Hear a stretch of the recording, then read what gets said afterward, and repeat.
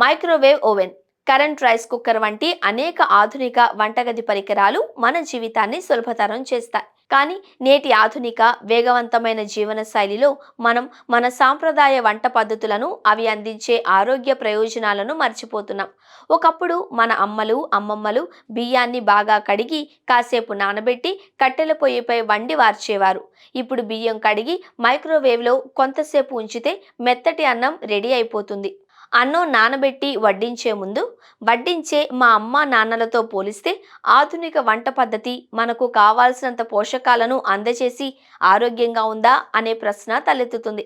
ఈ ప్రశ్నల మధ్య అన్నం వండడానికి ముందు బియ్యం నానబెట్టడం ఎందుకు, ఎంత ముఖ్యమైందో ఇక్కడ తెలుసుకుందాం పదండి. బియ్యాన్ని వండడానికి ముందు నీళ్లల్లో నానబెట్టడం వల్ల కలిగే ప్రయోజనాలు. బియ్యం ఉడికించే ముందు నీటిలో నానబెట్టడం చాలా మంచిది. ఇది మన శరీరానికి అనేక ప్రయోజనాలను అందిస్తుంది. ఈ సంప్రదాయ పద్ధతిలో అన్నం వండడం వల్ల కూడా మంచి నిద్ర వస్తుంది. జీర్ణ వ్యవస్థ కూడా ఆరోగ్యంగా ఉంటుంది.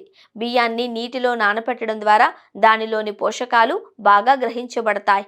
ఇది కాకుండా దాని గ్లైసెమిక్ ఇండెక్స్ స్థాయి కూడా ప్రభావితమవుతుంది. ఆహారంలోని కార్బోహైడ్రేట్లు రక్తంలో చక్కెర స్థాయిలను ఎంత త్వరగా పెంచుతాయో జిఐ స్థాయి తెలియజేస్తుంది.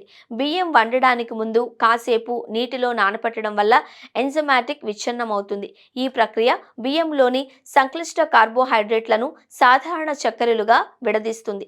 బియ్యాన్ని నీటిలో నానబెట్టి ఉడికించడం మధుమేహ రోగులకు ప్రయోజనకరంగా పరిగణించబడుతుంది. అయితే కొంతమంది బియ్యాన్ని నీళ్లలో 3 నుండి 4 గంటల పాటు నానబెడతారు.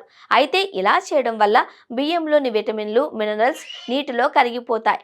దీంతో బియ్యంలోని పోషకాలు నశిస్తాయి. బియ్యాన్ని 15 నుండి 20 నిమిషాలకు మించి ఎక్కువసేపు నానబెట్టవద్దు. అలాగే నీళ్లతో బాగా కడిగి ఉడికించాలి. ఇది బియ్యం యొక్క ఆకృతిని సరిగ్గా ఉంచుతుంది.